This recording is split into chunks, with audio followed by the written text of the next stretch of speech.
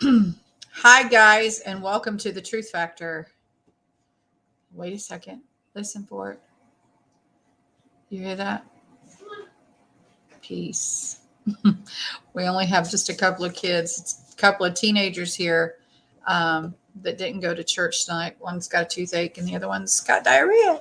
Whoop, whoop, whoop. So they didn't go to church. Anyway, they won't be in here running and ripping and racing. Now, the dogs are still here, but I'll take what we can get, right? Anyway, welcome, guys. We will be in Isaiah 10 for those that will be joining us later for Bible and for prayer. I'll tell you, I was seeing some of the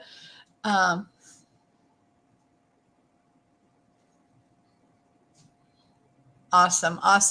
I covered the article last night. I don't know. It didn't look like many people seen the article. So I don't know if you saw the one from Hal Turner that I covered last night. But I have a follow-up, Watchman, to that. And that's actually going to be the first article I cover because of the article last night. So it does look like it did come from the Baltic states. Hey, Drain. For those that may have not seen it, let's go and I'll show you what I'm talking about. Welcome, Drain. Welcome, Watchman. Welcome, everybody. Again, Truth Factor. We've got all articles in the Wixit, in the link in the description in the box below. So without further ado, I do have quite a bit to yes, it did indeed. That's what I'm hearing. See, last night I wasn't sure because Hal Turner was the first person to put it out, and nobody else had a follow-up story at that time. But I put it out as soon as he had put it out, and hadn't gotten any other information except for earlier this evening. I got an article from War News 247, which we are going to cover. So it does look like, and there's more to this, guys. There's way more to this. I've got two articles that we're going to talk about. And we're going to get right into that. And I'm going to play the video from yesterday, for those people that may have missed that article so that they'll know what we're talking about, that we covered last night. It always gives us an advantage if we make sure people know what we're talking about. Where did it go, George? Okay, here it is. Okay, hold on. We can probably go through that. All right, I'm gonna.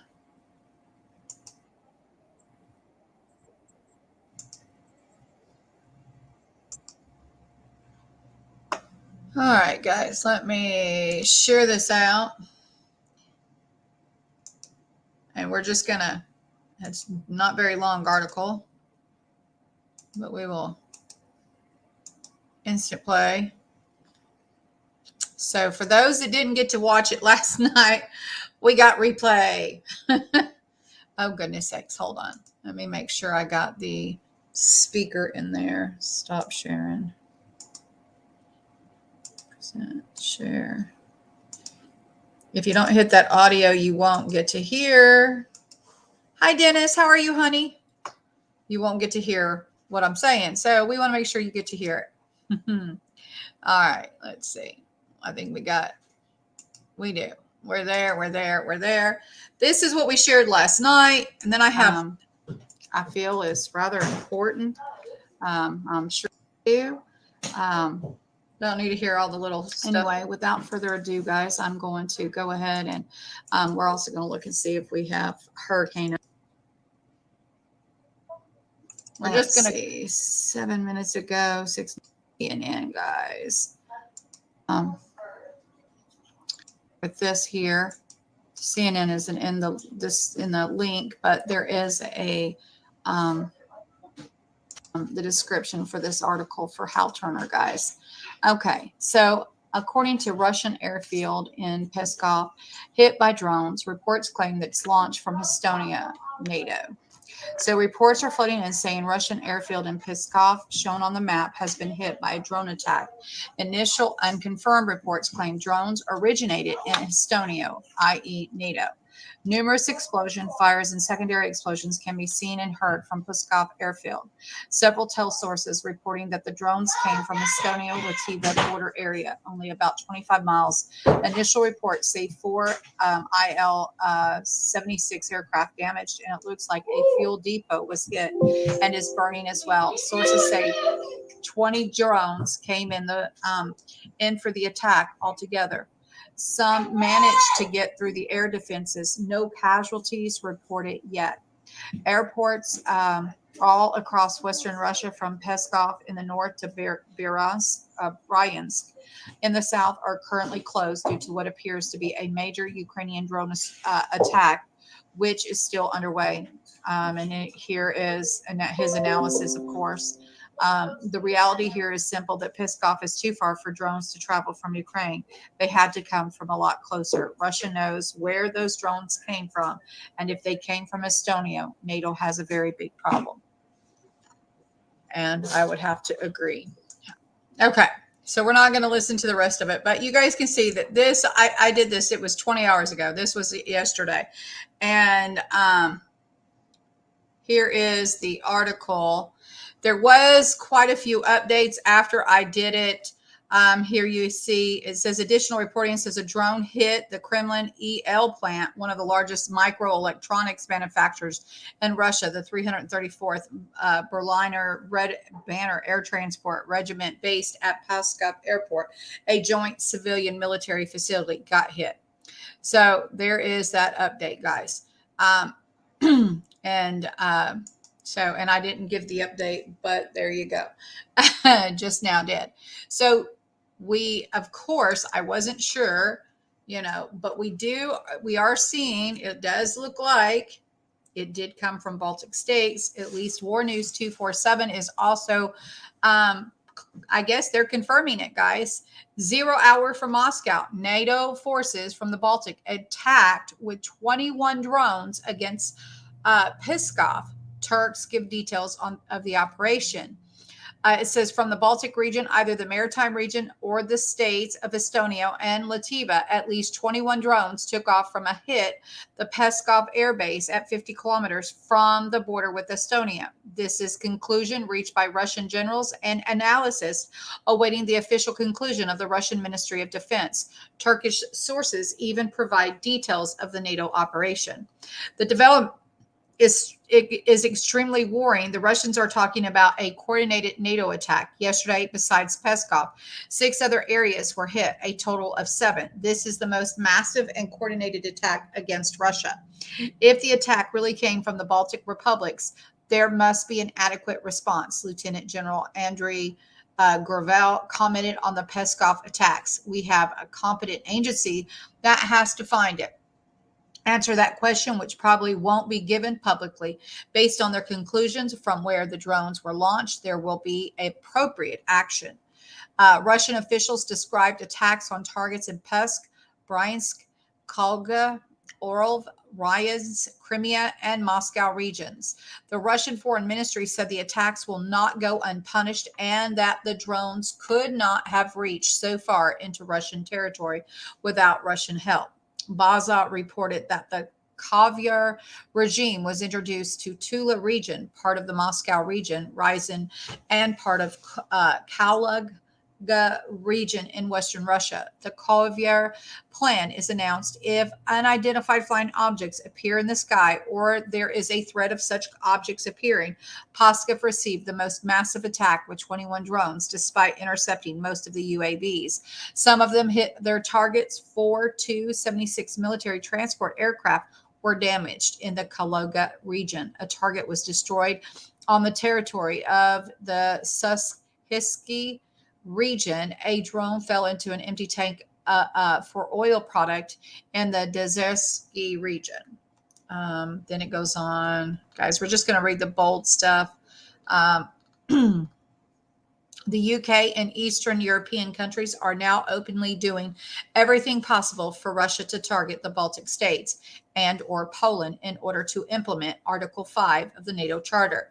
Turkish sources said, as the Turks write, the attack on Pskov from Estonia was planned by the British through the SAS Special Forces and the participation of the forces from the main intelligence directorate of Ukrainian Ministry of Defense. The reconnaissance support was provided by the Americans with help of reconnaissance and surveillance aircraft, as well as Estonian REM and EW facilities, as well as warships.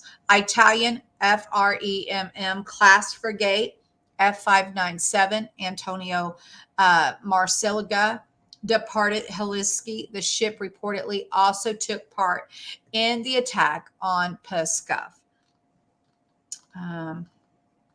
The Kyiv regime on the night of August 29th through the 30th, 2023, carried out the most massive air attack in 7 Russian regions in the same time. 76 aircraft of the 334 Military Transport Aviation Regiment were seriously damaged, which caught fire as a result of the drone strike, and 2 more aircraft were lightly damaged. How was this possible? Pskov is the base of the Russian Airborne Forces Elite Special Forces. In addition to the 334 Regiment, the base also houses the 76th Airborne Division. Could it be that the Ukrainian strike drones called Beaver, with a flight range of up to 1,000 kilometers, were involved in the attack? This is rather unlikely, as little Belarus is well covered by anti-aircraft umbrella from a fully modern air defense system. There's also suggestions that drones could have been launched by Ukrainian sabotage and reconnaissance group from somewhere inside Russia. So they either took off from neutral waters or from the territory of the Baltic states. In the first case, this means that the Baltic, following the Black Sea, has turned into a new hotspot where terrorist activity against our country will now be carried out under the nose of the NATO bloc. And then it says, that's too bad, but the second option is even worse. If the drones were launched against Pask paratrooper base from the Estonia or Lativa, then this puts Russia on the brink of war, not only with Ukraine, but also with the entire North Atlantic Alliance. Russian military expert Boris Delzhevsky explained in an interview. Most of those drones used by the Ukrainians are made up of components from different manufacturers. British Special Forces are preparing plans according to which these drones are assembled. The attack could have been carried out from Estonia. They are the 2 bases of the British Special Air Force Air Service in the region bordering Russia. They could also take off from Lativa. I think there are corresponding Western Special Forces bases there as well. I also wouldn't rule out the option of taking off from the Baltic Sea, from some sort of merchant ship. Hey! Hey!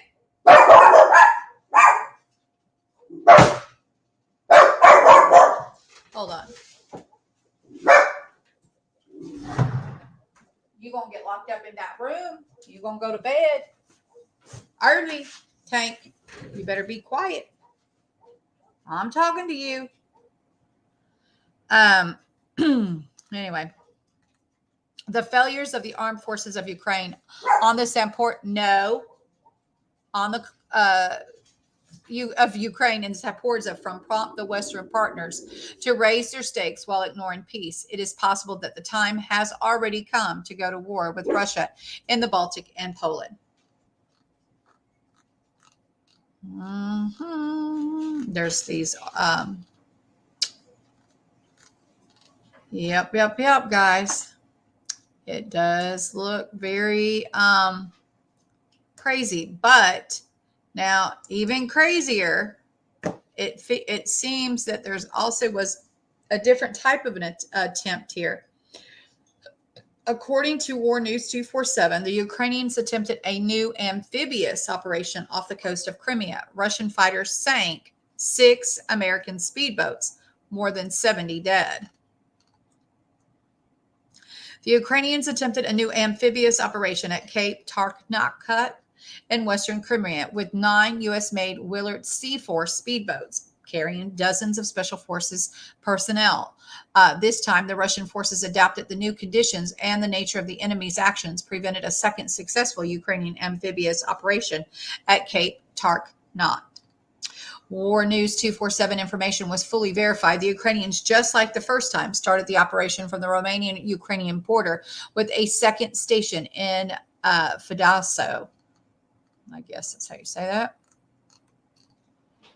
At night, the Ukrainians tried to land forces on the Crimea Peninsula. At least 9 high-speed boats with GER and SOF groups headed for Cape Tarkna. Initially, the supply team delivered fuel and food to the Bezmania gas production plant. Then the boats started one after the other from the port of Velko along the route Fedosa, Bezmania, Odessa Storm. The operation was planned to coincide with Ukraine's so-called Defenders' Memory Day. According to the plan, the Ukrainian formations had to demonstrate the effectiveness of an amphibious operation in Crimea. The advanced speedboats were discovered in advance by the Russian troops, the Su-24, Su-30 SM, and MiG-29 aircraft of the Black Sea Fleet. Naval aviation hit them with the RBC-500 cluster bomb. There are no exact figures of the damaged vessels. Ukrainian forces lost at least 6 units. The rest of the boats retreated to the starting point. They were met by evacuation detachment in Vedosa, which took the wounded. Around midnight time, Greece time, a Black Sea naval aviation aircraft destroyed 4 speedboats carrying landing units of Ukrainian Special Operation Forces. A total of up to 50 military personnel, and the Ministry of Defense said via telegram. So again, we had, this is later still a speedboat of armed forces of Ukraine was sunk east of Fedosa by the crew of Su-24 bomber. This was the 6th speedboat sunk. I guess we're giving them all kinds of equipment, guys. And so now we have American speedboats, I guess, U.S. speedboats, military grade, I'm sure, involved in this, and it didn't go well for them. We also have this coup that has taken place. Another one. This coup is in Gabon. France ends after 60 years. Defense deals canceled. West loses world's largest manganese mines. A new strong blow was received by France and Macron personally, as after almost 60 years, his losses to Gabon in West Africa after a lightning coup. In the early hours morning, a group of more than 10 officers of Gabonese armed forces announced the overthrow of the French-backed president. A while ago, the new authorities of the country announced that they were canceling the security agreements with France. French soldiers stationed in the country should leave immediately. The future of the former president is ominous, as he will be accused of high treason. The current president of Gabon is Ali Bongo Abadiba, son of the country's previous president, Omar Bongo. Bongo Jr. spent all his childhood and youth in France, studied in the University of Sorbonne. The problem is now huge for France, which is in a danger of being left without Africa. And without Africa, France will lose its regional superpower status. France has its back against the wall. After Niger, Burkina Faso, and Mali, it also lost Gabon. Will Macron dare a military involvement?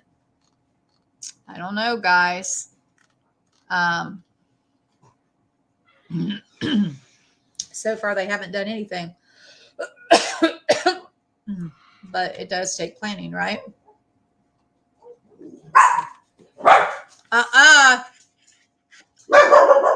Tank. Hey.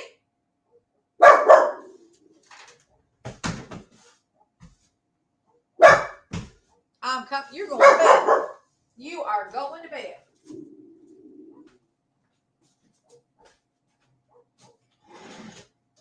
Go to your room. Go to your room.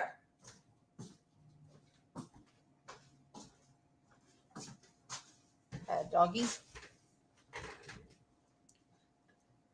Airmat said that for the safety of the staff and the safety of the businesses, it has suspended operations in closely monitoring events. Airmat employs around 8,000 people in the oil and mineral-rich West African country, and its local subsidiary extracts manganese ore, a mineral used in steel, aluminum, and battery manufacturing from the Monanda mines, the largest magnum mine in the world.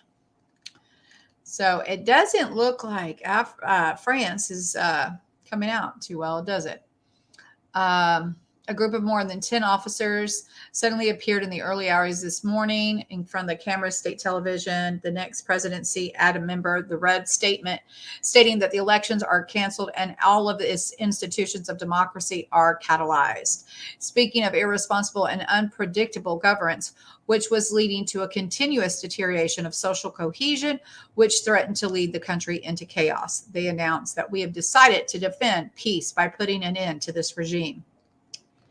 Anyway, guys, we can see that another coup, apparently a successful coup at that, in Africa. All right. Before we go to this crazy article, how is everybody over here?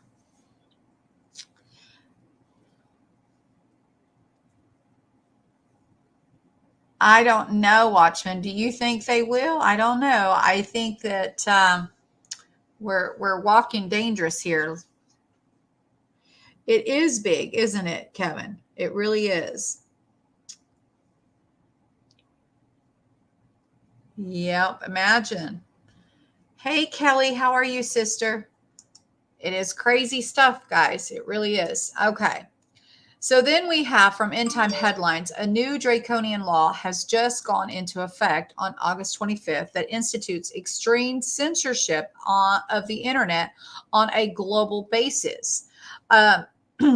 The internet just changed forever, but most people living in the United States don't even realize what just happened. A draconian new law known as the Digital Service Act went into effect into European Union on Friday, and it establishes an extremely strict regime of internet censorship that is far more authoritarian than anything we have ever seen before.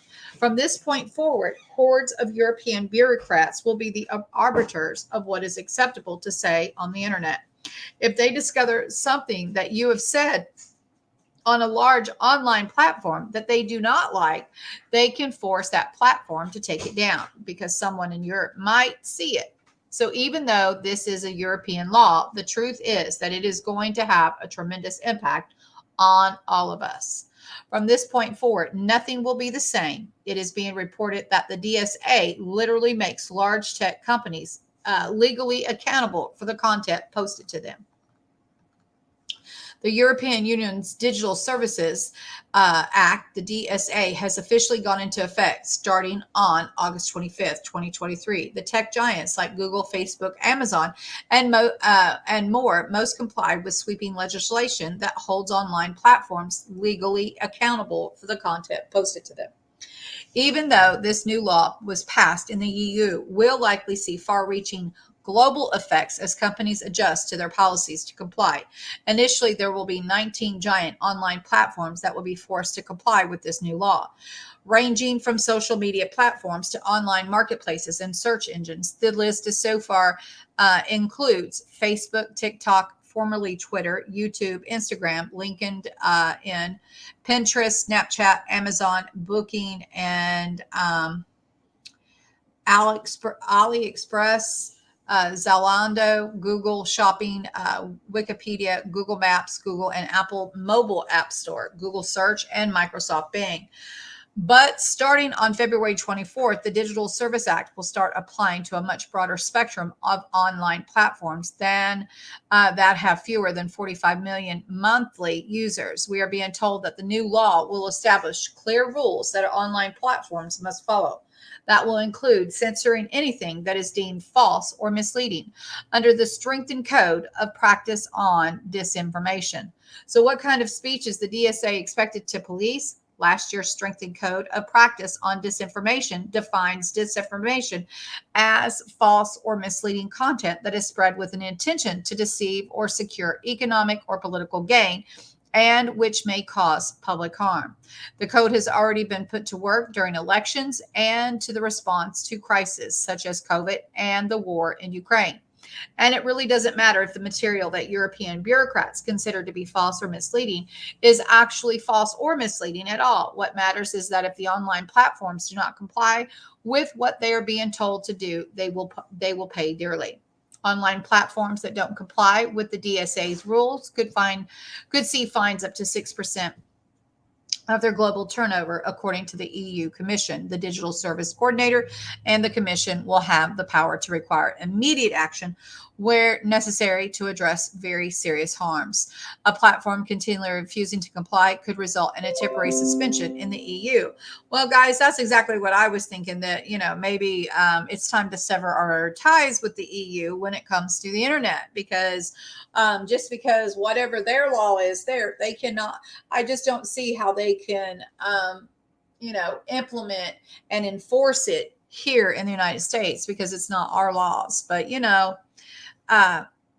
they will be jumping through hoops to comply, I'm sure. Who wants to lose their stuff? I'm telling you, it's getting so bad, guys, that people probably, I don't know, been thinking about just dumping everything and running off into the sunset, right? At least I am. I'm telling you, it's getting kind of crazy here. Okay, hold on, guys. There was another.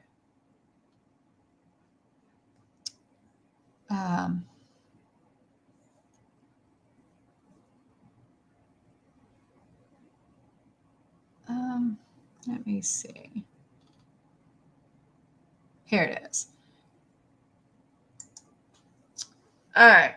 So here we go. Since we're talking about draconian measures here and crazy stuff, here is this. Can you believe this? A student was kicked out of class in Colorado Springs for having a Gadsden flag patch on his backpack. So let's hear the conversation. It's 3 minutes, guys. Thank you.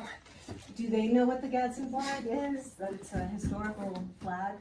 So the reason that they do not want the flag, the reason we do not want the flag displayed, is due to its origins with slavery and slave trade.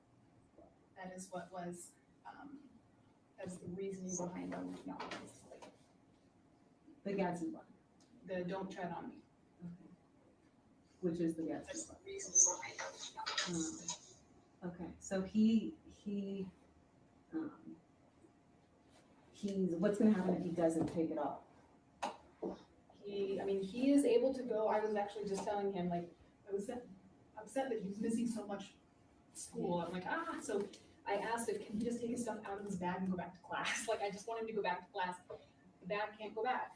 It's got a patch on it because we can't have that in and around other kids. So that's what I was trying to, and then he said you were close. So I was like, oh, okay. Yeah, it has nothing to do with slavery. That's like the Revolutionary War patch that was displayed when they were fighting the British. Like that's the revolution. Maybe you're thinking of like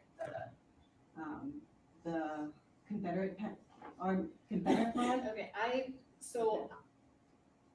am Is there just history here that you to can enforce. tell me? No, I am here to enforce the policy that was provided by the district, and definitely you have every right to not agree with it. Because the ACLU says that he's allowed to wear that. If you go on their website, it's says in big letters. All I'm saying is that Unless there's a ban on patches, period. Like if you said there's no patches allowed at the school, you cannot display what you think or anything like that, or what cheer or anything like that.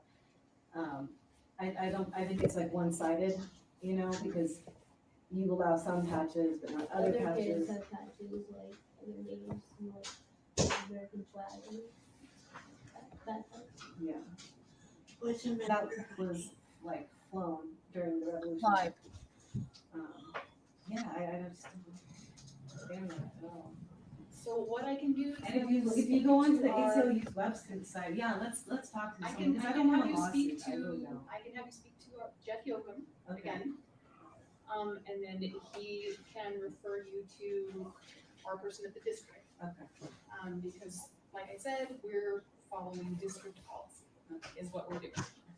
So the last thing I want is him out of class. Yeah, I know. He the last takes thing I his want. classes seriously. Yes. He studies. He wants to get straight A's. He did that.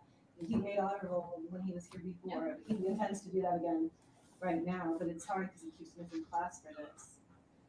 So I understand that. Yeah, and we teach him to always stick up for your beliefs. And you're going over the revolution for 7th grade. The founding fathers stood up for what they believed in against unjust laws. This is unjust. like I said, we are upholding a policy that was provided to us, which we have to uphold. Okay, can you show me where the policy? And she's asking her to show her where the policy is, right? And the answer to your question, Drain, yeah, I seen it. Let's see. Then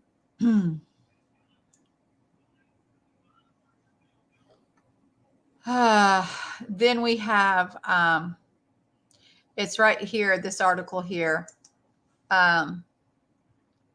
So then again, we're still talking about draconian measures, along those lines, guys. And this here, according to Gateway Pundit, the Fed wants to add years to the Proud Boy Zachary Rel's sentence because he spoke with Gateway Pundit and said his trial was something like that would happen in the Communist Party. Well, again, I hate to have to, disagree with anybody, but yes, it's definitely, and why are they doing this? Obviously, because they're trying to show you don't have free speech, right? That's my opinion. Anyway, I think that this is outrageous. I think, again, this just shows exactly these draconian measures. J6 political prisoner and his private Rel is no longer able to afford a private attorney without assistance from the American people. The government is seeking 30 years in federal prison for Rel, the head of the Philadelphia chapter of the Proud Boys, for his role in the Capitol riot. Rel committed no violent crimes on J6. He walked through the Capitol building on J6 for merely a few minutes, took a selfie in the building, then left the Capitol grounds. Prosecutors argued that the 37-year-old Marine Corps veteran and his allies, former Proud Boys chair Enrique Terrio, 39, Joseph Biggs, 39, and Ethan Nordine, 33, aimed to foment a revolution on January 6 to keep the former President Trump in power on a terror attack that left the stain on American democracy. Again, we all have, if you watched any of those films from Tucker, you know the truth. That's all I can say. If you haven't seen them, go and check them out. The government argued that the role that Real and Terrio, Nordin, and Biggs played in the organizing the J6 2021 attack on the U.S. Capitol threatened the bedrock principles of our country and warranted the significant punishment. Government lawyers argued in a court filing late Thursday. Of course, every word of that is a lie. The DOJ knows this. They wanted to destroy these men and their families for being supporters of President Trump and for attending the January 6th protest in order to provide protection from the leftist group like Antifa. Anyway, I think it's a tragedy, travesty. It is horrifiable. There's a little bit more here, but guys, this is ridiculous that this, for one, is still going on. And for two, you would think that with all the new evidence that was released, that these things would be dropped, but apparently no. And here is your article, Drain. The kidnappers caught in the act, a heroic truck driver rescues approximately 15 children trapped in a padlock cages in the back of a pickup truck. Absolutely crazy. In a spine-chilling incident, a vigilant truck driver who goes by the name Michael became a hero by alerting authorities about a deeply unsettling situation. Michael was parked in the rest area off of I-10 in the border state when he witnessed a pickup truck pull up nearby. A man and a woman proceeded to unlock a padlocked cage beneath a tarp in the back of the truck, from which they released several children. According to the video uploaded by the truck driver, the kidnappers were seen ushering the children into and out of a bathroom at a rest area before locking them back into the cage. I'm sitting at a rest area. This truck pulls up, opens up the back. It's like a cage looking thing. That guy and this lady with a whole bunch of kids in the back of that truck.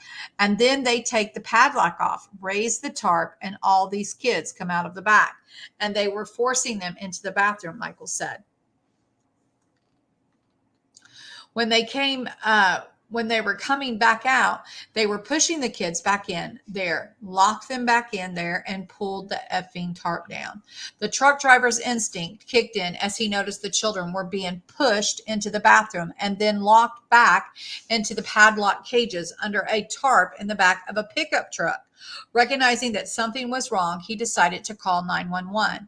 I called 911. I don't know what's going on. I'm not real big on calling the cops, but when it comes to kids and their safety, and with all this human trafficking and this crap going on in the world, it's not cool. So I call the cops just to be on the safe side, Michael added. The truck driver describes how the kidnappers started to take off when they saw him on the phone. They see me on the phone. They're watching me in the mirror the whole time. The effing taking off, said Michael. The cops on the phone with me told me to follow them as close as I could and as much as you can until we get units out. He said, despite not being able to keep up with the fleeing vehicle due to his truck limitations, he managed to provide valuable information that enabled law enforcement to locate and stop the kidnappers. They finally caught up with them because I couldn't keep up with them. My truck only goes 7. They catch up to them and they pull them over. Michael recounted. Child services were subsequently called to the scene. Michael stated in an interview with Mutha Trucker that the approximately 15 children trapped within the cage. In this article, it said that you thought that you saw like 3 or 4 kids, and then they didn't really give a number. But was it more than 10? That made it sound like it was a lot. It was about 15, I would say, Michael said. Earlier this month, the Truckload Carriers Association named truck driver Michael a highway angel for his heroic rescue of caged children. Highway Angel reported the Truckload Carriers has named driver Michael, his full name in the hometown, have been excluded to protect his identity. A TCA Highway Angel for discovering, turning in, and chasing human traffickers with multiple children in a cage in the back of a pickup truck. And I will have to say that was very heroic. Michael said the little girls that he saw were no older than 3 or 4 years old. When the 2 adults and the little girls came back out of the bathroom, the driver of the pickup forced the kids back into the cage, locked it, and covered the cage in the tarp. Michael called the police and was able to walk around in the dark to read the truck license plate. Somehow the 2 adults in the pickup truck must have noticed him because they took off quickly in the truck. Michael followed them. Michael also pulled over and waited till the police were ready to speak with him to get his statement. Police told Michael that this kind of thing happens all the time. Several of the children had been reported missing, and that there were even more children in the cage. In the cage, there were hammocks where kids draped across the top, Michael said, and the entire bottom of the cage was filled with children. Police also told him for his own protection, he should depart in case any affiliated with the human traffickers was watching. The father of 2 of the young children, including a little girl, Michael, was emotionally distraught after the nightmarish discovery. It was really scary, he said. Since the TCA Highway Angels program's inception in August of 97, nearly 1,300 professional truck drivers have been recognized as highway angels for exemplary kindness, courtesy, and courage displayed while on the job. Thanks to the programs presenting supervisors, Epic View, and supporting sponsors, Driver Facts, TCA is able to showcase outstanding drivers like Michael. And I have to give the man a hand for one. I've seen so many of these videos that you're seeing where people are, it's a stage scene and they're not really kidnapping them, but nobody says anything. They're staged, these I guess it's acting or whatever. I don't know. But they're staging these scenes where they're walking up and they're taking a kid and nobody reports it. They just let him walk off with a child. And here this, he didn't just idly stay quiet. I am so grateful and thankful to that man for stepping up. Amen. And they definitely are. I hear you, Kelly. It's absolutely crazy, isn't it? Okay, so then we have, after that, we have, of course, update on how the hurricane.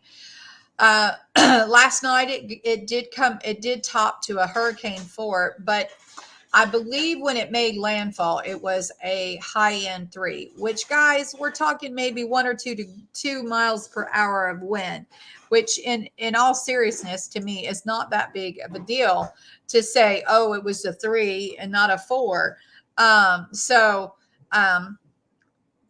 for those people that want to be specific, and reporting and things of that nature, I hear it was definitely a 3, but it was a high end 3 for all intents purposes. But I'm going to say it was horrible. It's a 4. People are underwater. People are without lights again. Here we have, I think it's headed to South Carolina. Idalia crossed into Georgia.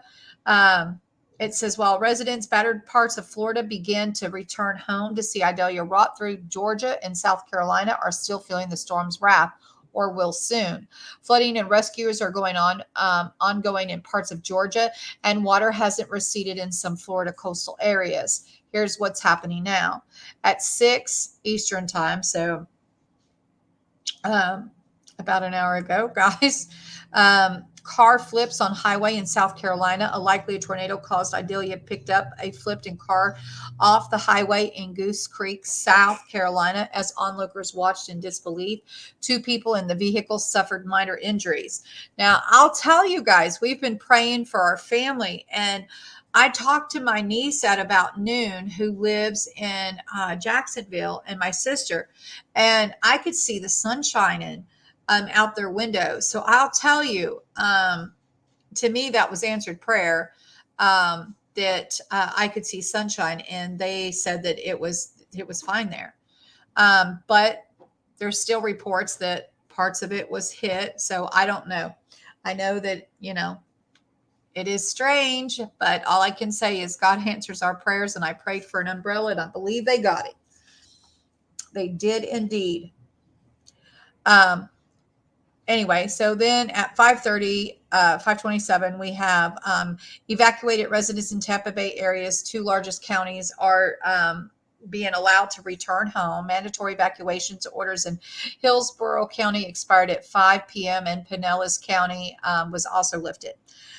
Then we have, in addition, in Sunshine Skyway Bridge, which crosses Tampa Bay and connects to Pinellas and Manatee counties, is now open. So is Howard Franklin, which spans a smaller portion of the bay between Tampa and Hillsborough. Excuse me, guys. Indigestion. Idalia is now a tropical storm with maximum sustained winds of 70 miles per hour, according to the latest public advisory. This was at 5:12. Hurricanes are ranked 1 through 5 based on the Saffir-Simpson hurricane wind scale. At 4:57, the surfer rescued in Jacksonville, a beach, Florida. The surf is rough, rip currents, of course. Anyway, Savannah government offers to remain closed through Thursday. This was in Georgia, of course. It says essential service, including public safety, sanitation, water and sewer, storm water, park and tree, and traffic engineering, will still respond at full capacity as weather conditions permit. At 4:25, Century Old Oak Falls on Florida Governor's Mansion. Idalia knocked down a 100-year-old oak tree at the Governor's Mansion in Tallahassee. 4:20, Clayton Tiemann, owner of the Towboat U.S. Greater Tampa Bay, says he's busy retrieving boats cut loose by Idalia. Carolinas to see heavy rains overnight. Let's see. Tree falls through the house in Georgia. Wow. And there's the tree. Some of these pictures just wow, right? And then here at 3:39, it says more than 450,000 power outages in Florida and Georgia. Tampa Airport reopening for arrivals at 4 p.m. Idalia tracking towards South Carolina. Valdosta residents urged to shelter in place. That was at 2:20. And you can see power down lines there and there. Let's see. Here's a quick video.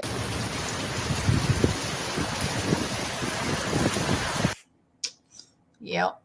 Home businesses flooded on Anna Maria Island.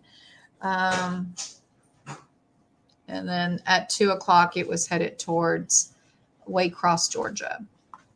Flooding in downtown Charleston. It said flooding, power outages, dangerous combination. Let's see. It says we encourage citizens who are experiencing water in their homes to safely disable the power if possible to avoid electrical issue fire hazards, the Pasco County, Florida Sheriff Officer said. Yeah, that's not good, is it? It says at 1:31 FEMA, there is still very much an active situation. That was at 1:30 though. 2 people were killed in a vehicle crash. 60 people rescued from flooding in Hudson, Florida. Wow, guys. Just absolutely crazy. Charleston International Airport suspends operations until Thursday, I believe. The tower is scheduled to reopen at Thursday at 8 a.m. And then the governor, no confirmed fatalities tied to this storm, thank God. Pinellas County, Florida, Barrier Island and Pinellas, bordered by Tampa and Gulf of Mexico, remain closed due to extensive flooding. So there was extensive flooding there. Let's see. Glenn and Chatham County bridges are still closed, it looks like. It says the Cable Stay Bridge on Stay Route 25 that spans the Brunswick River and Brunswick-Glenn County closed at 10 a.m. It will stay closed at 2 p.m. It was still closed at 2 until the storm impact subsides. Emergency shelters opening in South Carolina. And then storm pushes sailboats into a bridge. And then this is just earlier of the flooding, guys. Wow, uprooted the tree and all on the ground, right? So, anywho, guys, look at that Dollar Tree. Somebody's getting them a new store. They're going to close at 1. McDonald's sign all tore up. Wow. Horrible.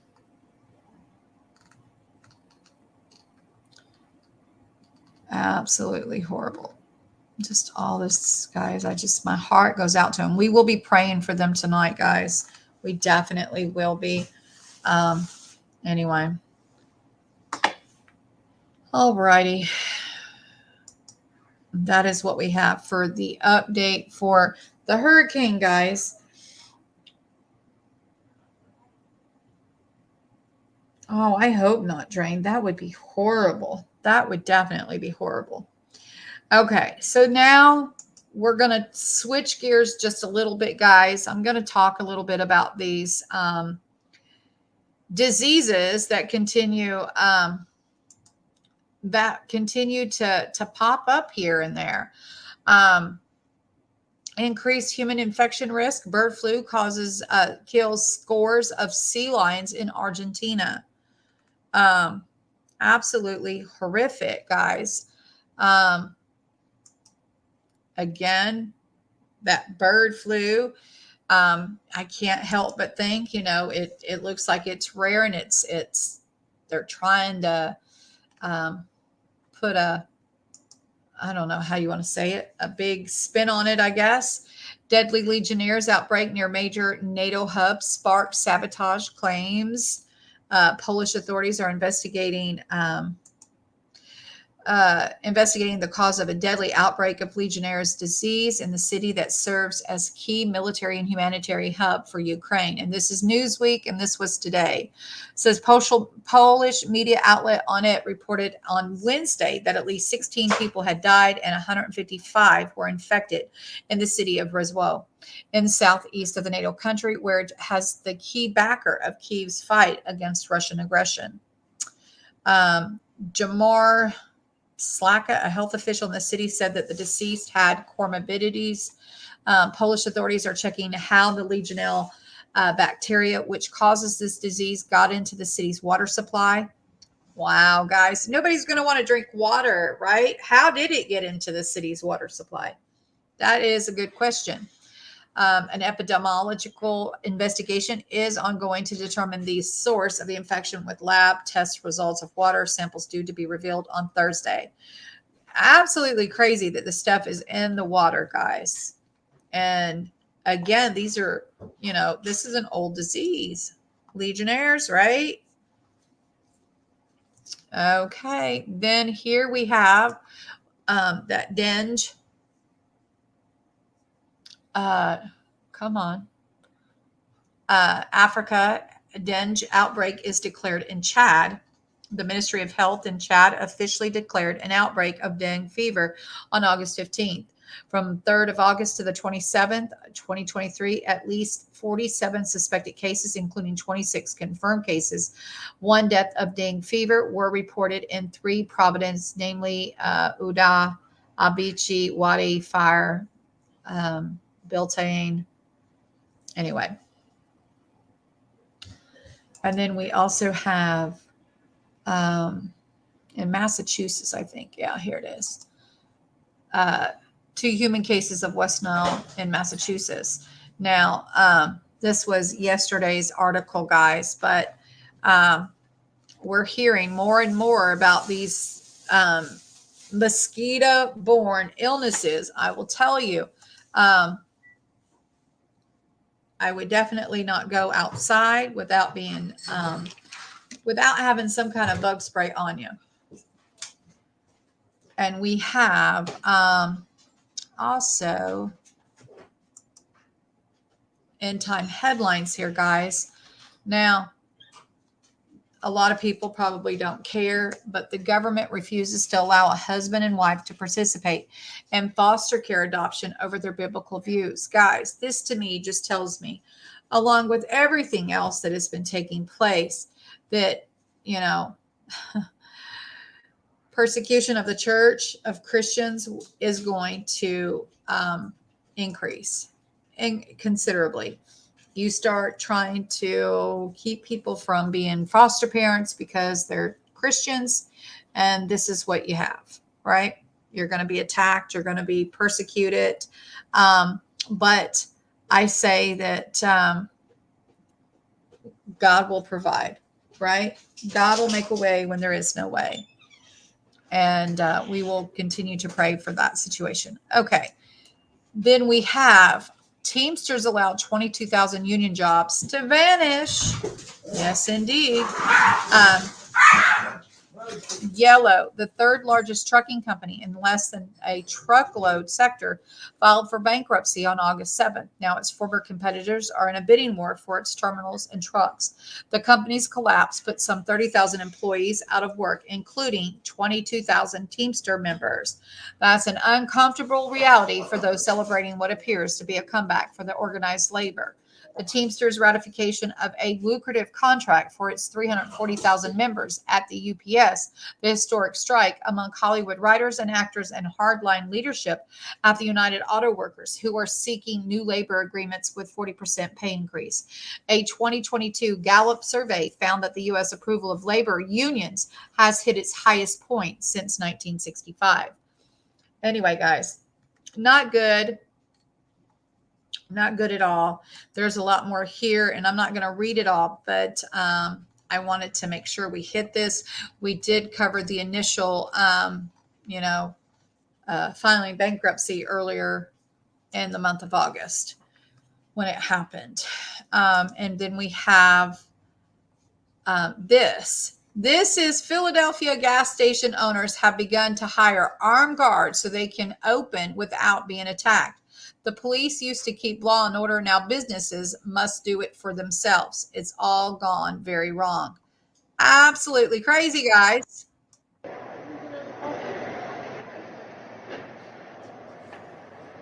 Remind you of, some kind of New York movie where you get, the mafia to protect you. You got to pay for muscle. Absolutely crazy.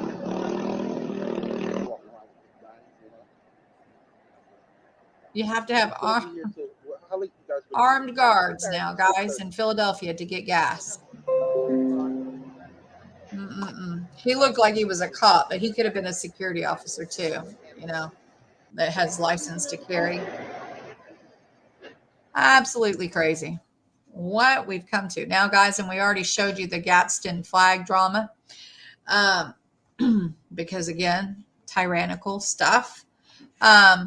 Anyway, here's some interesting little Twitter tweets or X tweets, whatever you want to, text. How's that?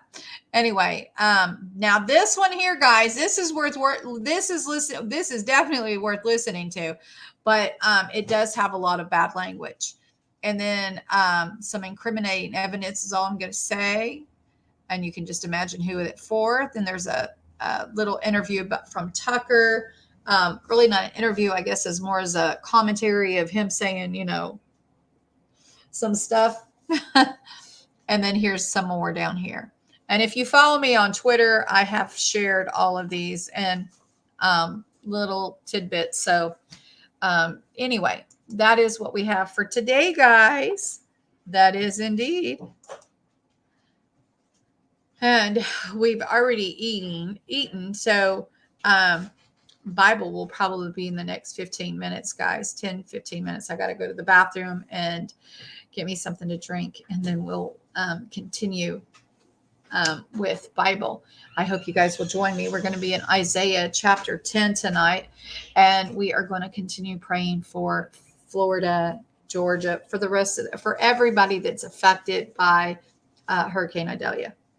Anyway, guys, and we're going to continue to pray for Maui and for Lahaina and all affected by those fires in Hawaii, guys.